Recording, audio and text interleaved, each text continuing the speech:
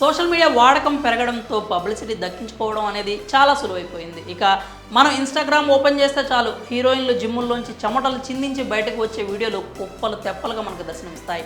దీంతో చూసేవారు అమ్మో ఈ బ్యూటీకి మామూలు ఫాలోయింగ్ లేదుగా అని అనుకుంటూ ఉంటారు. అలాగే ఎయిర్పోర్టుల్లో కూడా దర్శనమిస్తూ ఉంటారు కొందరు హీరోయిన్స్. దీంతో జిమ్ ఎయిర్పోర్ట్లో హీరోలు రాగానే ఫోటోగ్రాఫర్స్ వారి మీద పడిపోయి మరీ ఫోటోలు తీస్తూ ఉంటారు. అయితే అసలు అదే టైంకు వాళ్ళు వస్తారని వీళ్ళకి ఎలా తెలుస్తుంది? ఎప్పుడైనా ఆలోచించారా? అయితే దీనిపై తాజాగా ప్రియమణి స్పందించింది. ఎవరికీ తెలియని నిజాలను ఆమె బయటపెట్టింది. సాధారణంగా రాజకీయ ప్రముఖులు, సినిమా హీరోయిన్లు ఏదైనా ఫంక్షన్కి కానీ లేదా ఇతర కార్యక్రమాలకు హాజరైతే పదుల సంఖ్యలో కెమెరాలు వారిని చుట్టుముడతాయి.